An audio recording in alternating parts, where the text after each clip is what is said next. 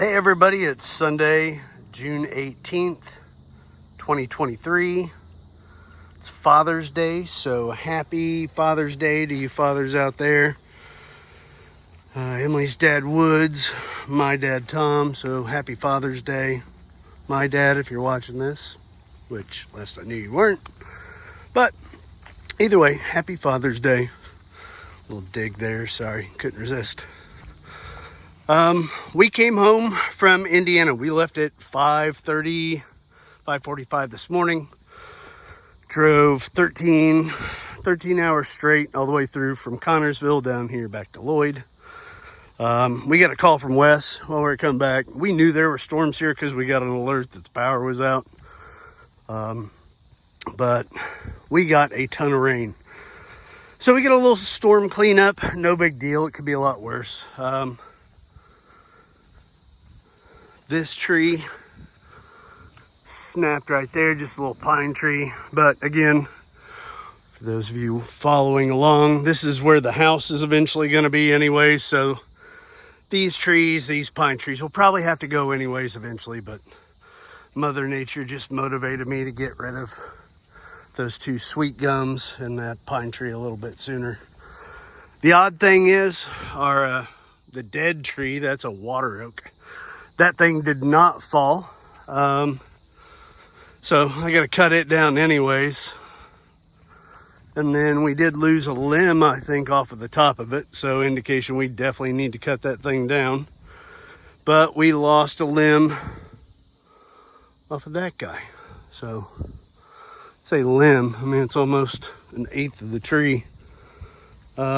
Some other limbs down over here. Good news is my new culvert held up. So the culvert we just looked at back there, that was that first culvert I put in. It's still running and working like a champ. This thing, even though I wasn't here to see it, worked perfect. So the amount of rain we got, I guess, was very, very substantial. And I'll show you what I mean as we walk down here. But this storm ditch is doing exactly what I needed it to do. So let Mother Nature just start to take that back over as far as growth. Now really all we got to do is maybe smooth it out a little bit here and there with a rake and, let everything start growing back. All this worked out, so none of the driveway washed out, which is good news. The grass is looking awesome, so I was happy to come back to see the grass really green because I was worried because we haven't had rain in about 2 weeks. And when we were up in Indiana, this is what happened while we were gone. So you can see this major storm ditch. It goes to the pond. That guy's still working and running like a champ.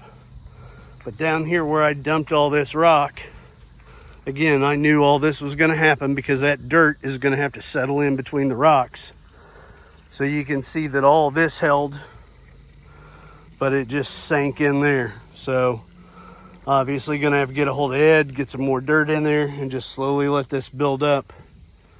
But it's doing what it's supposed to do because the dirt is not going really past here. So it's just slowly filling in and creating that little overflow or spillway. You can see that the pond is way up. I was worried the pond overflowed or lake overflowed, but it did not yet. But we're gonna go down here to the other end and I'll show you how bad that washed out. It's pretty crazy. So real quick, stopping by here, this grass is starting to really fill in. The other reason I'm pointing this out is obviously with the building, all the watershed coming off of this, the concrete. I mean, by building this structure here, makes sense that the amount of water that's going to be running off of one area is going to create kind of a river. And again, this is that, I dug this to make the storm water go where I wanted it to go, which is where it was already going versus washing over the side. So I ended up digging this ditch. This is where Emily found the cannonball, which by the way, I think is from the First Seminole War. After doing a bunch of research and reading, my best guess is it's from the First Seminole War, and that would also concur with Dr. Willett Boyer's assessment of the rough age of it. So it's gonna be my best guess. But the interesting thing is, if you look here, this really washed out. So I met with a gentleman that does pondscaping and weed removal from ponds a few weeks ago. Real nice guy, David England, came out here. He basically said what nature's already doing. He said your water's gonna obviously come here, which is common sense. But he said what you're gonna have to eventually do is create kind of a little pool here for the water to slow down and go out into the pond. Well, Mother Nature's already started that. So this shows you how much rain we had. Because yes, it had a little bit of washout, but it didn't look like that when we left. So, give you an idea, that's probably 18, 20 inches at least right there. And this is easily probably 16 to 18 inches. So you can see where a little bit of the dirt started to wash out there. So two things that I've got to do is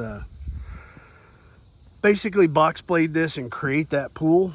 And then what David England was saying, he basically put riprap all around this side, so when all that water comes down here like a river, it doesn't wash all this out. So I also have to combine it with this washout, because all this water is coming from up there.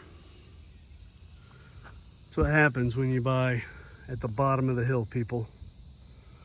But we got a little bit of cleanup work out here at Deer Run Farm, but it's great to be home, and it was great to see everybody.